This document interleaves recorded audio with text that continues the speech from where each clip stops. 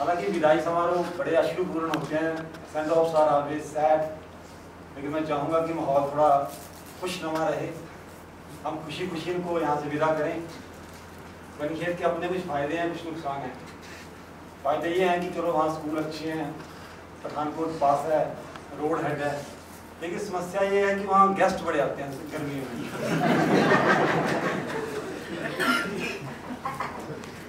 एक बार एक कवि सम्मेलन हुआ तो कवि लोग जो आए थे तो मेरे से कहते हैं कि उमेश जी, बनीखेत तो स्वर्ग है, ऊंचे ऊंचे देवदार के पेड़, ठंडी ठंडी हवाएं, कोई मक्खी नहीं, कोई मच्छर नहीं, आप तो स्वर्ग में रहते हैं।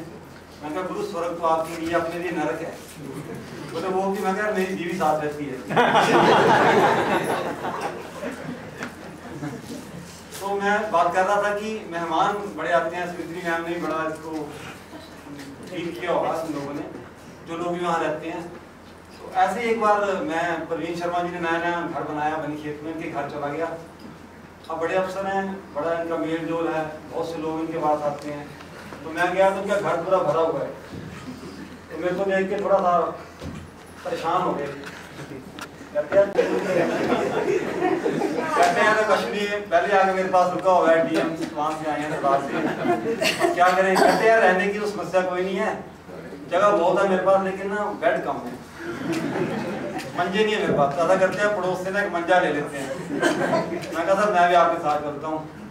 पड़ोसी के पास गए, बोले रमेश जी, इनके पड़ोसी हैं रमेश जी, बोले रमेश जी एक रात के लिए अपना एक मंजा दे दो, गेस्ट बड़े आ गए, कल आपको वापस कर देंगे। अब रमेश जी बड़े खलूस, बोले क्या बताएं प्रवीण जी, मंजे की तो बड़ी प्रॉब्लम चल रही है हमारे घर में। एक मंजे में मेरा डैडी सोता है, एक में मेरी मम्मी और घर वाली सोती है, एक में मेरा चाचा और ताया सोता है, और एक में मेरी चाची और ताई सोती है।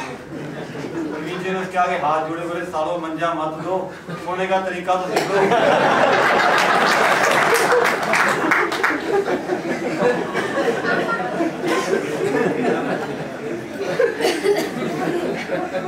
तरीका जो है ना ये बड़ा जरूरी।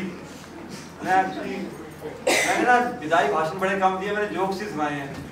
मुझे बड़ा मुश्किल हो रहा है कि मैं क्या बोलूं। पहले इन्होंने अपने धन्यवाद सर ने मेरे को इसीलिए भेजा है। खैर, सेवा परियोजना के 2 और विकेट गिरते हुए मैं पिछली बार भी अपनी चिंता व्यक्त की थी कि जिस तरह से हमारे पुराने लोग रिटायर कर रहे हैं, ये जो शून्य, ये जो वैक्यूम क्रिएट हो रहा है, नजदीक नहीं फटते इस मामले में। पुराने टाइम में आप किसी को काम बता दो, समझो काम हो गया। अब आप किसी को काम बता के देखो, पहले पूछेंगे कि मैं ही क्यों, उसे क्यों नहीं बताया। वो तो सारा दिन बैठा रहता है, आप हमेशा मेरे को बताते हैं, और मेरे साथ कौन जाएगा, गाड़ी कौन सी होगी। बस इसमें आदमी ने काम बताया, वो पछताता यार कि मैंने बड़ी गलती कर दी यार, मैं खुद ही कर लेता तो ज़्यादा अच्छा था। दूसरा क्या कि हम लोग चूजी हो गए हैं, हम उस काम को करते हैं जो हमारे मनपसंद का है। अगर मान लीजिए मेरे को कोई और काम दे दिया तो मैं 100 तरह के नखरे करूँगा। मैं छोटा सा एग्जांपल दूंगा, कोई बुरा ना माने। हमारी ऑफिस के बाहर अटेंडेंट्स बैठती हैं, हमारी छोटी छोटी बहनें, बड़ी बड़ी बहनें, इन्हें पता है किसकी बेल सुननी है। इन्हें इनके साहब की बेल बजेगी तभी उठेगी। पूरा पता है इनको कि गुरशरण साहब की बेल कौन सी है, उमेश की कौन सी है। तो गुरशरण साहब की बेल बजेगी तभी मैडम उठेगी। आप समझा लो, तो कहते हैं सियाने ने किया सिर मंते साडा प्रणाल उत्थे उत्थे। इनकी बात करो, मैं भी ऐसा ही हूँ, मैं भी अपने साहब की बात सुनूंगा और दूसरे की बात मैं सुनता नहीं। दूसरा मैंने देखा एक हम लोगों में कमी है, या लोगों की शिकायत रहती है कि हम जो लोग काम करते हैं उसकी रिकॉग्निशन नहीं मिलती। अब देखिए सर, काम करना और काम करते हुए दिखना, ये भी एक कला है। गुरशरण साहब से सीखिए आप। काम करते हैं और काम करते हुए दिखते हैं, सभी को पता चलता है कि साहब काम कर रहे हैं। और सोनी साहब चुपचाप नीचे बैठे काम करते रहते हैं, किसी को पता नहीं चलता हमने क्या किया। तो ये दोनों एक दूसरे के पर्याय बच्चे हैं, to work and pretend to work. दूसरा काम है सर, हम जो भी काम करें हट के करें। कंपटीशन का जमाना है, हमें हट के काम करना है, क्वालिटी का काम करना है। आप किसी को क्वालिटी का काम करके देंगे तो आपका ऑफिसर खुश होगा। आप बैंगन किसी को खिलाइए तो आलू बैंगन कोई नहीं खाएगा। आप उसको भट्टा बना के खिलाइए, लोग उंगलियां चाटेंगे। घिया कोई नहीं खाता, कोफ्ते बना के देखिए कभी, मजा आएगा। क्या सर, मेरी बातें तो ऐसे ही हैं, प्रैक्टिकल बातें हैं थोड़ी थोड़ी। मैं सवित्री मैडम के लिए इनके शुभ भविष्य की, सुखद भविष्य की कामना करता हूँ। घूमने का प्रोग्राम बनाया, उसमें होटल में रुका, उसने एक टैक्सी हायर की और टैक्सी वाला कहता है कि मेरे को आप दिल्ली दिखाओ। टैक्सी वाला उसे एक जगह ले गया, बोला व्हाट इज दिस, ये क्या है? उसने कहा ये लाल किला है। बोला आपने कितने समय में इसको बनाया? बोला सर ये हमें 50 साल लगे बनाने में। टैक्सी वाला बोलता है, बोला आप इंडियन लोग बड़े ढीले होते हैं, हमारे इंग्लैंड में हम इसको 25 साल में बनाते हैं। ठीक है। दूसरी जगह ले गया, बोला ये क्या है? बोला सर ये जामा मस्जिद। बोला कितने समय में बनाया आपने? बोला 20 साल लगे जी। बोला बहुत ढीले, हम इसको 10 साल में बनाते हैं। एक जगह और ले गया, बोला ये क्या है? बोला जी जंतर मंतर।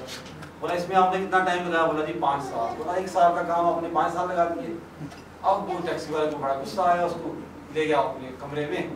नेक्स्ट डे उसको टैक्सी में बिठाया और एक जगह ले गया, बोला व्हाट इज दिस? बोला sir this is Qutub Minar. बोला तुम हमको कल क्यों नहीं दिखाया? बोला जी कल क्या दिखाना था, रात को तो बनाया।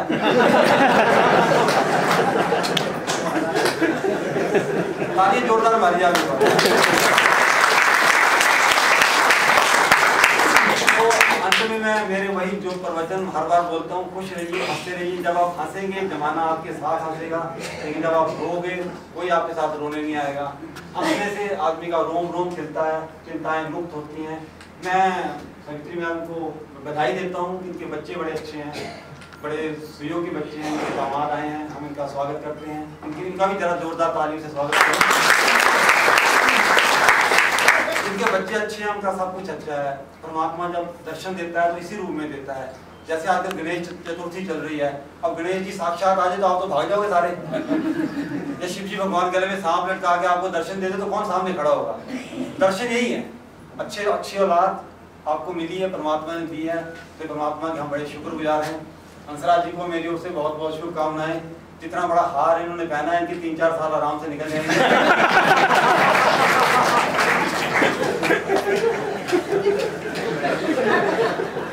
तो दोस्तों अंत में मेरा वही जीवन मंत्र आपके लिए कि जब भी घर जाएं खुश रहें। सोनी जी घर में रहें, अपने आप को शेर समझें और घरवाली को शेरों वाली माता